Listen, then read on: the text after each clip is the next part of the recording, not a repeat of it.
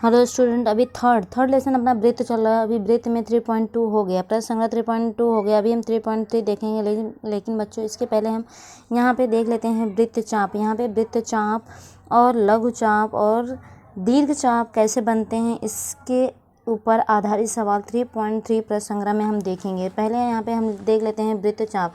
वृत्त चाप मतलब कि arch of circle. Arch of circle अभी वृत्त चाप किसे कहते हैं? वृत्त चाप अभी देखेंगे कि एक वृत्त बना हुआ है, उसका केंद्र क्या है? सी है, और यहाँ पे जीवा ए बी खींचा गया है। तो यहाँ पे देख लेंगे कि वृत्त की छेदन रेखा द्वारा वृत्त दो भाग में विभाजित किया गया है। दो भाग में विभाजित हो गया, एक और दो भाग में। तो दो भाग में विभाजित हुआ है, और वृत्त की छेदन रेखा वृत्त पर स्थित बिंदुओं को मिलाकर बनने वाली आकृति को वृत्त चाप कहते हैं। वृत्त चाप किसे कहते हैं? जब इनमें कोई भी एक भाग और वृत्त की छेदन रेखा, अभी छेदन रेखा के है, के क्या है? छेदन रेखा है, वृत्त पर स्थित बिंदुओं को मिलाने वाली आकृति। अभी ये क्या कर रहा है? ए बी को बिंदु को मिला रहा है, मिलाने पर ये क्या बन रहा है? वृत्त चाप बना रहा है। तो इसलिए इसको, इस आकृति को क्या कहेंगे? वृत्त चाप कहेंगे। अब इसमें वृत्त और रेखा, जो छेदन रेखा के छेदन बिंदुओं को चाप के अत्यंत बिंदु अथवा चाप के सिरे कहते हैं। तो इसमें जो वृत्त और छेदन रेखा, जो छेदन रेखा के है, इसमें बिंदुओं को चाप के अत्यंत बिंदु, जो यहाँ पे ए और बी, जो ये बिंदु हैं अथवा चाप के जो सिरे होते हैं, इसको क्या कहते हैं? सिरे कहते हैं। अभी यहाँ पे चाप क्या बन रहा है? ए एक्स बी, दो चाप बन रहा है, एक ए वाई बी और एक बन रहा है ए एक्स बी, दो चाप बन रहे हैं। तो बच्चों यहाँ पर देख लेंगे आकृति में यहाँ पे इसमें अभी छेदन रेखा आपको पता है के है, के क्या है? छेदन रेखा है, और सी क्या है? केंद्र है। और ए वाई बी जो बन रहा है, ए वाई बी और ए एक्स बी, ये दो क्या बन रहे हैं? चाप बन रहे हैं, चार दो बन रहे हैं। और वृत्त के छेदन रेखा के जिस ओर वृत्त का केंद्र होता है, अभी इस ओर देखेंगे वृत्त का केंद्र है, मतलब ए वाई जो बी बन रहा है, जो चाप बन रहा है, इसमें केंद्र किसकी तरफ है? ये चाप किसकी तरफ है? केंद्र की तरफ है। तो जो वृत्त का केंद्र होता है जिस तरफ, उस ओर का जो चाप होता है वो दीर्घ चाप होता है। दीर्घ चाप मतलब बड़ा चाप होता है। तो बच्चों देखेंगे आप यहाँ पे बड़ा चाप बन रहा है, ए वाई बी जो चाप बन रहा है, ये क्या है? बड़ा है। क्यों? क्योंकि इसकी तरफ केंद्र है। बोला गया है कि जो वृत्त के केंद्र की तरफ जो चाप बनता है वो बड़ा होता है, उसको दीर्घ चाप कहते हैं। और दूसरी ओर जो चाप बनता है उसे लघु चाप, मतलब ये छोटा वाला ए एक्स बी, ये छोटा चाप है, इसलिए इसको लघु चाप कहते हैं। ये बच्चों आप ध्यान में रखेंगे, क्योंकि 3.3 जो प्रश्न संग्रह है उसमें इसकी ज़रूरत पड़ेगा। तो इसके अनुसार हम हल करेंगे। अभी ए वाई बी, अभी बच्चों देखेंगे ए वाई बी क्या है? अभी ए वाई बी जो है दीर्घ चाप है, और ए एक्स बी क्या है? लघु चाप है। और किसी वृत्त का चाप के जो नाम होता है 3 अक्षर का उपयोग करके रखते हैं, तो 3 अक्षर में उपयोग किए गए हैं, बराबर ए वाई बी। और बच्चों इसको 2 अक्षर में भी हम लोग लिख सकते हैं, ए बी भी लिख सकते हैं, जैसे ए बी, चाप ए बी नाम लिख सकते हैं, लेकिन ए एक्स बी भी रखा जाता है। तो इसमें अभी लघु चाप के भी नाम यहाँ पे 2 अक्षरों में हम लोग लिख सकते हैं। आकृति में ए एक्स बी जो चाप है उसको हम ए बी लिख सकते हैं। यहाँ पे बोला है ए एक्स बी को जो चाप है ए बी, हम लोग क्या कर सकते हैं? लिख सकते हैं। तो यहाँ पे केंद्रीय कोण, अभी चाप हो गया, केंद्रीय कोण किसे कहते हैं? केंद्रीय कोण हम देख लेते हैं, जिसको हम सेंट्रल एंगल बोलते हैं। अभी केंद्रीय कोण बच्चों कैसे बनता है?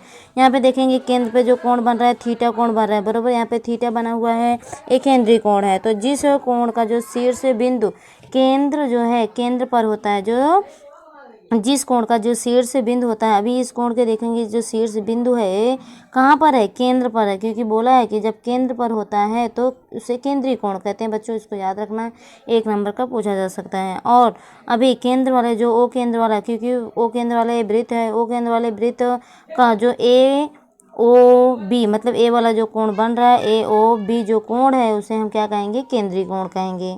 और यहाँ पर जो वृत्त की छेदन रेखा की तरह ही केंद्रीय कोण द्वारा भी वृत्त को 2 चाप में बांटा गया है, मतलब इसमें भी 2 चाप बनेंगे। कौन कौन से? ए, यहाँ पे चाप बन गया है ए पी बी, ए चाप बन रहा है, और बड़ा वाला चाप ए क्यू बी, ऐसा बड़ा वाला चाप बच्चों, इसमें भी 2 चाप बनेंगे। अभी मेजर चाप यहाँ पे देखेंगे, चाप का मेजर मतलब मेजर ऑफ ए आर्स, चाप का माप हम कैसे निकालेंगे। तो बच्चों इसमें अभी कई बार 2 चाप की तुलना करके आवश्यकता इसकी पड़ती है। तो यहाँ पे हम देखेंगे चाप का माप कैसे निकालेंगे। अभी चाप का माप ज्ञात करेंगे बच्चों हम पहले लघु चाप का माप उनके संगत केंद्रीय कोण के माप के बराबर रहता है, ध्यान में रखेंगे। अभी हम लघु चाप देखें और केंद्रीय कोण भी देखें तो बच्चों ये दोनों क्या होते हैं, बराबर होते हैं।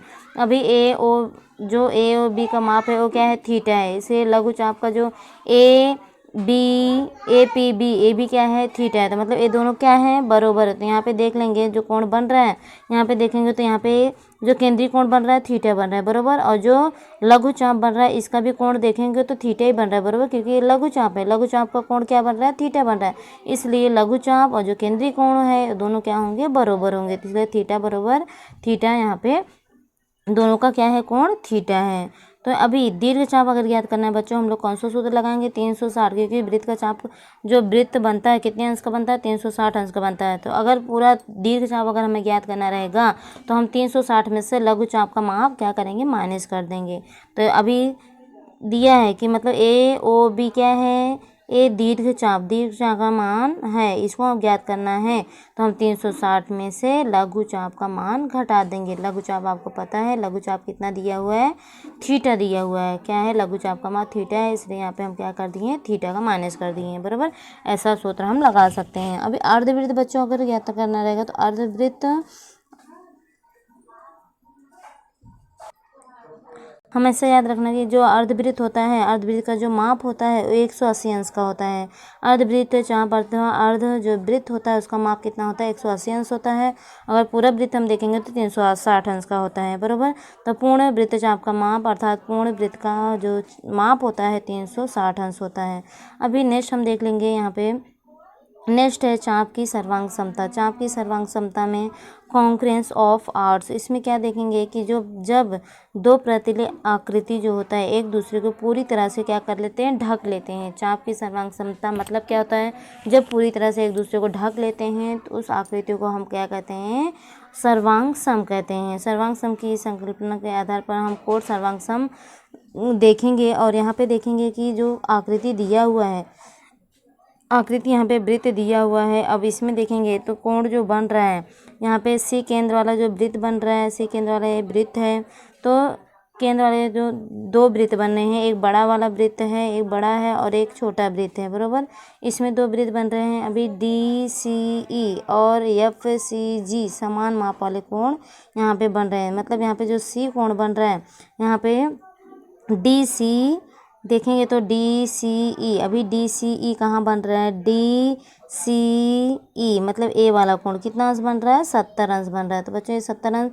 और FCG, अभी FCG देखेंगे तो यहाँ पे FCG ये भी कितना अंश बन रहा है बच्चों, 70 अंश बन रहा है। मतलब ये दोनों क्या हैं, समान कोण बन रहे हैं। ये कितने अंश के हैं, 70 अंश के हैं। तो इसमें जो आंतरिक कोण मतलब जो अंदर कोण जो प्रच्छेदित होता है, आंतरिक कोण, यहाँ पे नाम यहाँ पे सब दिए गए हैं, DEJIEFG ये सब नाम दिए गए हैं। तो यहाँ पे इसके आधारित देखेंगे तो चाप जो बन रहा है, चाप के जो माप हैं इनके आधार पे ABDE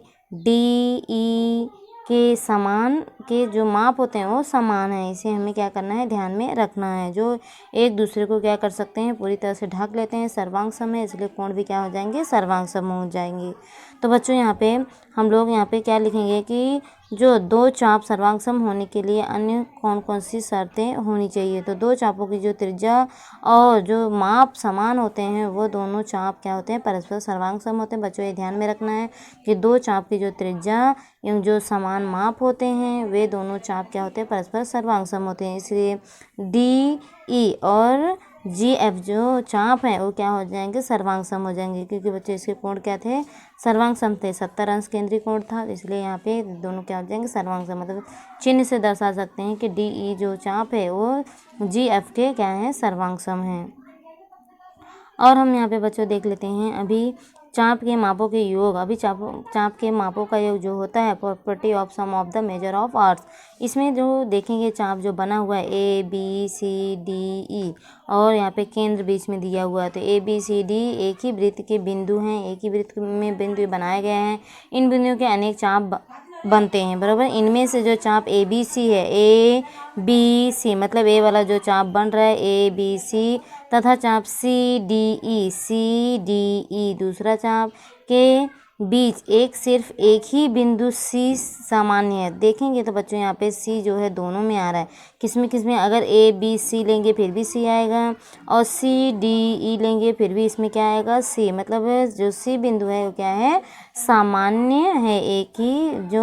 एक ही बिंदु C सामान्य है, अर्थात जो ABC और CDE जो के मापों का जो योगफल है वो ACE के मापों के बराबर होगा। ACE यहाँ पे A कोण क्या बन रहा है ACE, यहाँ पे ACE मतलब यहाँ तक जो बनेगा वो कितना हो जाएगा, किसके बराबर हो जाएगा, इन दोनों के बराबर हो जाएगा। क्योंकि जो हम लोग यहाँ पे ABC लिए फिर CDE लिए, ये दोनों किसके बराबर हो जाएगा, ACE के, मतलब इसके पूरे बराबर हो जाएगा, बराबर। तो बच्चों हम कैसे इसको कर सकते हैं, अभी कैसे जोड़ सकते हैं, यहाँ पे हम लोग कैसे जोड़ देंगे, मेजर चाप ऑफ ABC और प्लस मेजर चाप ऑफ CDE, इन दोनों को अगर हम जोड़ेंगे तो किसके बराबर आ जाएगा, ACE के बराबर आ जाएगा। ऐसा हम लिख सकते हैं। अभी जो चाप है ABC और BCE के बीच एक से अधिक मतलब BC के सभी सामान्य बिंदु हैं और ABC और BCE का जो माप का जो योगफल है वो किसके बराबर होगा, ABE के बराबर होगा, मतलब ABE के बराबर हो जाएगा। तो यहाँ पे प्रमेय जो बन रहा है बच्चों, देखेंगे एक ही वृत्त के या सर्वांगसम वृत्तों के सर्वांगसम चापों की संगत जीवा क्या होती है, सर्वांगसम होती है। तो देख लेते हैं, जो एक ही वृत्त हैं, यहाँ पे एक ही वृत्त हैं, इसमें जो चाप बन रहे हैं, चाप जो होता है वो संगत जीवा क्या होती है, इसकी सर्वांगसम होते हैं। तो बच्चों यहाँ पे सबसे पहले दत्त में क्या दिया है, बी केंद्र वाला वृत्त दिया है, बी केंद्र वाला वृत्त लिख दिए और चाप क्या दिया हुआ है, बोला है कि यहाँ पे सर्वांगसम चाप APC। अभी APC यहाँ पे जो APC चाप बन रहा है किसके सर्वांगसम है, DQE मतलब ये दोनों क्या है बच्चों, सर्वांगसम है। ये दोनों क्या है, सर्वांगसम है, यहाँ पे दिया हुआ है दत्त में। अभी साध्य क्या करना है, तो जीवा AC बन रहा है। अभी यहाँ पे जीवा क्या बन रहा है, यहाँ पे देखेंगे AC क्या है, जीवा है, और यहाँ पे DE क्या है, जीवा है। ये दोनों जीवा क्या होंगे, ये सर्वांगसम होंगे, ऐसा सिद्ध करने के लिए बोला है। क्योंकि यहाँ पे चाप जब सर्वांगसम होंगे तो इसका जीवा भी क्या हो जाएगा, सर्वांगसम हो जाएगा। तो इस स्थिति में बच्चों हम दो त्रिभुज ले लेते हैं। उपपत्ति में हम यहाँ पे दो त्रिभुज लेंगे। दो त्रिभुज कौन कौन से त्रिभुज हैं, तो यहाँ पे त्रिभुज ABC, एक त्रिभुज बन रहा है ABC और दूसरा त्रिभुज DBE। तो DBE दो त्रिभुज बन रहे हैं। दोनों त्रिभुज में बच्चों AB सर्वांगसम किसके, DB के सर्वांगसम है। AB किसके सर्वांगसम है, अगर देखेंगे तो AB किसके सर्वांगसम है बच्चों, यहाँ पे DB के सर्वांगसम है। क्यों, क्योंकि एक ही वृत्त की त्रिज्याएं हैं। यहाँ पे हम लोग क्या लिखेंगे, एक ही वृत्त की त्रिज्याएं हैं, ऐसा हम लोग क्या कर सकते हैं, लिख सकते हैं। और यहाँ पे भुजा, अभी भुजा यहाँ पे कौन कौन से सर्वांगसम होंगे, यहाँ पे भुजा दिया है AC। अभी बच्चों यहाँ पे AC और DE भी क्या हो जाएंगे, सर्वांगसम हो जाएंगे, AC और DE। और क्या ले सकते हैं, अभी एक भुजा बच रहा है BC। अभी BC भुजा, ये जो BC हैं वो भुजा किसके बराबर हो जाएगा, BE के बराबर हो जाएगा, बराबर। तो ये दोनों भुजा भी क्या हो जाएंगे, एक दूसरे के बराबर हो जाएंगे। जैसे AB BD के बराबर था, इसी प्रकार BC और BE बराबर हो जाएगा। यहाँ पे हम लोग ऐसा लिख सकते हैं कि BC AB क्या है, एक ही वृत्त की त्रिज्याएं हैं। तो यहाँ पे हम लोग लिख सकते हैं कि BC है वो भुजा किसके, BE के बराबर हो जाएगा। क्यों, क्योंकि एक ही वृत्त की त्रिज्या है। और इसलिए बच्चों यहाँ पे सर्वांगसम चापों की जो परिभाषा है, एक कोण ABC, जो कोण यहाँ पे ABC यही वाला जो कोण बनेगा वो किसके बराबर होगा, DBE, मतलब DBE कोण के बराबर हो जाएगा सर्वांगसम चापों की परिभाषा से। इसलिए ये दोनों त्रिभुज क्या हो जाएंगे, सर्वांगसम हो जाएंगे। त्रिभुज ABC और त्रिभुज DBE दोनों क्या हो जाएंगे, सर्वांगसम। जब बच्चों दोनों दोनों त्रिभुज जब सर्वांग सम हो जाएंगे तो जो इसके जीवा दोनों बन रहे हैं कौन कौन से, ए सी किसके बराबर हो जाएगा, डी ई के सर्वांग सम हो जाएगा। तो यहाँ पे हम लोग लिख देंगे डी ई और ए सी दोनों क्या हो जाएंगे, सर्वांग सम हो जाएंगे। तो बच्चों यहाँ पे सर्वांग सम भी दोनों त्रिभुज क्या हो गए हैं, सर्वांग सम हो जाएंगे। किससे, सर्वांग सम चापों की परिभाषा से। तो बच्चों यहाँ पे दोनों त्रिभुज क्या हो गए, सर्वांग सम हो गए। दोनों जीवा भी सर्वांग सम हो गए। क्यों, क्योंकि एक ही वृत्त की जो सर्वांग सम चापों की संगत जीवाएँ क्या होती हैं, हमेशा सर्वांग सम होती हैं। तो इसलिए यहाँ पे हम लोग लिख देंगे, क्या लिखेंगे यहाँ पे कि संगत जीवाएँ सर्वांग सम होती हैं, इसलिए जीवा ए सी ए डी ई के बराबर है। नेक्स्ट पर में हम लोग देख लेते हैं कि जो वृत्त, एक ही वृत्त की सर्वांग सम जीवाओं के जो संगत चाप होते हैं वो क्या होते हैं, सर्वांग सम होते हैं। तो बच्चों यहाँ पे सेम अभी केंद्र ओ दिया हुआ है और पी एस, पी क्यू और यहाँ पे आर एस, पी क्यू और आर एस ये जीवाएँ दिया हुआ है। ये जीवाएँ क्या है, सर्वांग सम जीवाएँ हैं, बराबर। जब सर्वांग सम जीवाएँ हैं बच्चों यहाँ पे, इसलिए यहाँ पे साथ ही क्या करना है, पी एम क्यू, जो पी एम क्यू ये जो जीवा है ये किसके बराबर हो जाएगा, R N S, R N S. तो बच्चों यहाँ पे पहले जीवा सर्वांग सम था तो यहाँ पे रेख बोला था कि जो यहाँ पे सर्वांग सम जीवाएँ क्या होंगे, सर्वांग सम होंगे। वहाँ पे जीवाएँ पूछा था और यहाँ पे अभी चाप क्या किया है, चाप सिद्ध करने के लिए बोला है। तो यहाँ पे हम लोग पहले देख लेंगे चाप पी एम क्यू ये किसके सर्वांग सम है, आर एन एस के। ये हमें क्या करना है, सिद्ध करना है। तो बच्चों यहाँ पे हम लोग कैसे कर देंगे सिद्ध, इसमें पहले दत्त में क्या दिया हुआ है, दत्त हम लोग लिख देंगे कि रेख पी क्यू ये आर एस के सर्वांग सम जीवाएँ हैं। फिर इसके बाद हम लोग क्या करेंगे, उपपत्ति में दोनों त्रिभुज लेंगे। दोनों त्रिभुज में हम लोग पी ओ और ओ एस क्या हो जाएंगे, सर्वांग सम हो जाएंगे। ओ क्यू और ओ आर ये दोनों सर्वांग सम हो जाएंगे क्योंकि एक ही वृत्त की क्या है, एक ही वृत्त की त्रिज्याएं हैं। तो बच्चों इसी प्रकार से हम लोग इसको क्या कर सकते हैं, सर्वांग सम कर सकते हैं। इसलिए दोनों त्रिभुज क्या हो जाएंगे, ये दोनों त्रिभुज सर्वांग सम हो जाएंगे। जब दोनों त्रिभुज सर्वांग सम हो जाएंगे, दोनों त्रिभुज सर्वांग सम होने के कारण यहाँ पे दोनों जो चाप है, जो पी एम क्यू और यहाँ पे आर एन एस है, ये दोनों क्या हो जाएंगे, सर्वांग सम हो जाएंगे। कारण क्या रहेगा, वृत्त के चाप होने के कारण उनकी त्रिज्याएं क्या हो जाएंगी, सर्वांग सम हो जाएंगी। तो इनकी त्रिज्याएं समान हो जाएंगी। तो इसी प्रकार इसमें जो केंद्रीय कोण के जो माप होंगे, केंद्रीय कोण प्राप्त करने के लिए इसमें हम लोग केंद्रीय कोण यहाँ पे खींचना पड़ेगा। मतलब यहाँ पे हम लोग यहाँ पे सर्वांग सम कर सकते हैं। अभी यहाँ पे देखा गया है, जो पॉइंट्स दिया गया है कि दो उपयुक्त दो में से पहले प्रमेय में लघु चाप ए पी सी और डी क्यू ई लघु चाप जो है दोनों क्या है, सर्वांग सम माना गया है। और इसके संगत दीर्घ चापों के सर्वांग सम मानकर भी यह प्रमेय हम क्या कर सकते हैं, सिद्ध कर सकते हैं। और दूसरे प्रमेय में जो सर्वांग सम जीवा, क्योंकि इसमें सर्वांग सम जीवा के संगत दीर्घ चाप भी इसमें सर्वांग सम होते हैं, इसलिए जीवा पी क्यू और आर एस व्यास हो तो इसमें भी क्या कर सकते हैं हम लोग, क्या प्रमेय यह सही होता है। तो अभी नेक्स्ट हम यहाँ पे बच्चों उदाहरण देख लेते हैं। उदाहरण में क्या दिया हुआ है, उदाहरण में दिया है कि ओ केंद्र वाला एक वृत्त है, इसमें ए बी सी तीन बिंदु हैं, ए बी सी तीन बिंदु दिए हैं। अभी इस बिंदु से बनने वाली सभी चापों के नाम लिखना है हमें।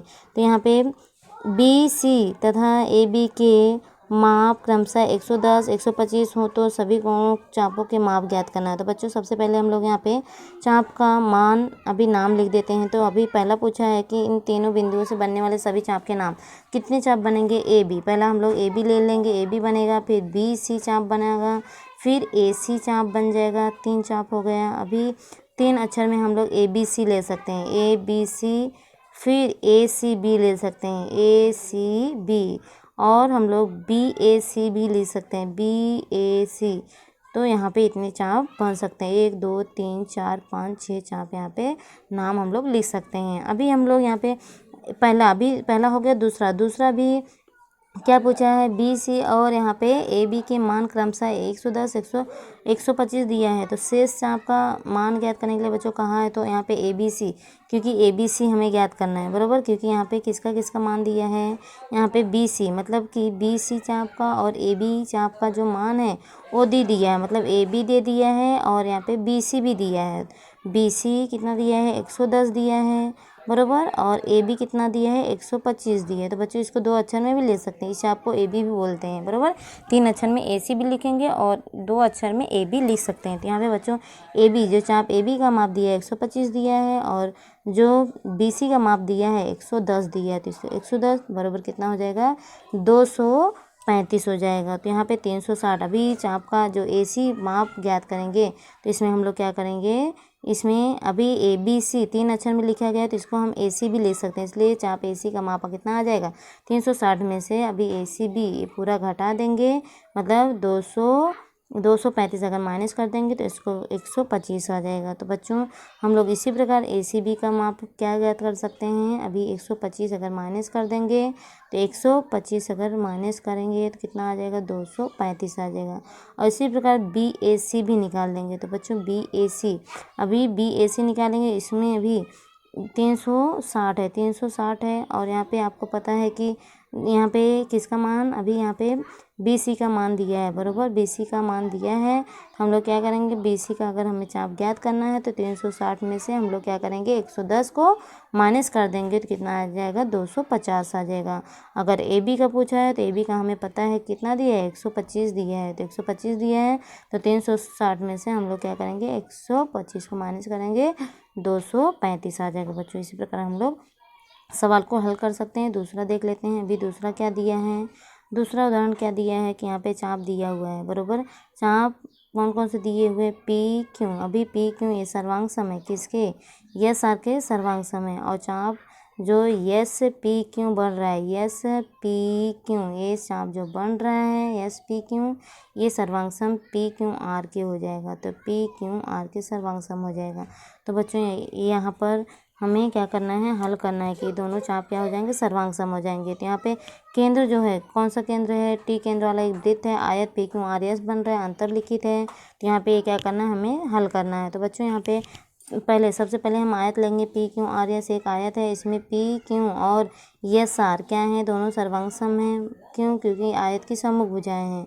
और पी क्यू और एस आर सर्वांग सम जीवा के संगत चाप भी यहाँ पे हैं, इसलिए दोनों क्या हो जाएंगे, सर्वांग सम हो जाएंगे। अभी दूसरा पी एस जो है, अभी यहाँ पे पहला तो सिद्ध हो चुका है कि जो चाप पी क्यों है ये क्या है, सर्वांग सम है, किसके, एस आर के सर्वांग सम है। क्यों, क्योंकि सर्वांग सम जीवा के संगत चाप है। दूसरा हम कैसे सिद्ध करेंगे, चाप जो पी एस है, पी एस और जीवा क्यू आर, अभी पी एस और क्यों आर जो यहाँ पे जो जीवा बन रहे हैं ये दोनों क्या है, सर्वांग सम। क्यों, क्योंकि आयत की क्या है, सम्मुख भुजाएं। क्यों, क्योंकि बच्चों यहाँ पे देखेंगे पी एस के सामने क्यों आ रहे, इसलिए यहाँ पे दोनों क्या हो जाएंगे, सर्वांग सम हो जाएंगे, क्योंकि आयत की सम्मुख भुजाएं हैं।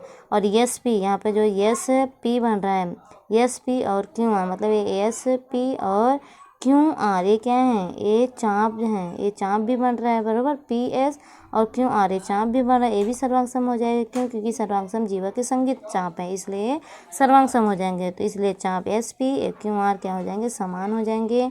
तो एस पी और पी क्यों ये दोनों क्या हो गए, यहाँ पे सर्वांग सम होगा। तो अभी एस पी और पी क्यों यहाँ मापों का योगफल हम कैसे ज्ञात करेंगे, अभी इसको हम कैसे लिख सकते हैं, ए बराबर पी क्यों और क्यों आर के मापों का योगफल जो होता है वो क्या बन जाएगा, एस पी क्यों एस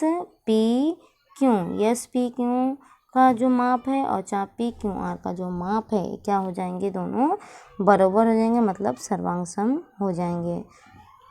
क्योंकि बच्चों यही पूछा था तो ये हल हो चुका है कि मतलब ये दोनों एस पी क्यू जो चाप है वो किसके बराबर हो जाएगा, पी क्यू आर के बराबर हो जाएगा योगफल करने पर।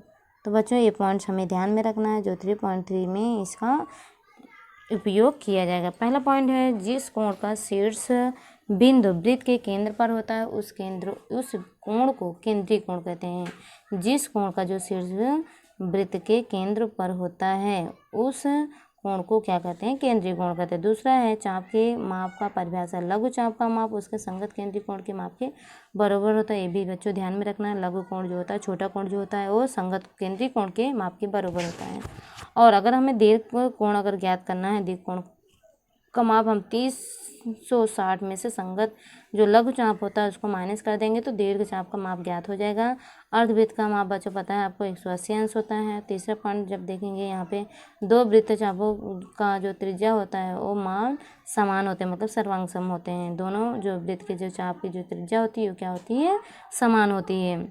एक ही वृत्त के जो चाप ABC और CDE के बीच जब एक ही सामान्य बिंदु C हो तो अभी क्या हो जाएगा, जो चाप बनेगा मेजर चाप ABC और मेजर चाप जो CDE बनेगा वो किसके बराबर हो जाएगा, मेजर चाप ACE के बराबर हो जाएगा। नेक्स्ट पॉइंट हम लोग बच्चों देखेंगे अभी। नेक्स्ट पॉइंट क्या है, फाई। एक ही वृत्त के जो सर्वांगसम, इसमें चापों के जो संगत जीवाएं क्या होती हैं, सर्वांगसम होती हैं।